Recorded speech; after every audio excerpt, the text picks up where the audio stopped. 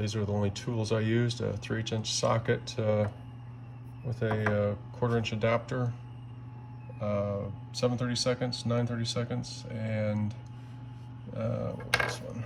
This was a 5/16. Remove these two lower screws first. Next, remove the 3 lower screws that are underneath. It's 1, 2, and a 3rd screw up there. And this panel will peel away. Removing the assembly is very easy. It just pulls straight out. There's 4 screws, 1 in each corner, that you need to remove.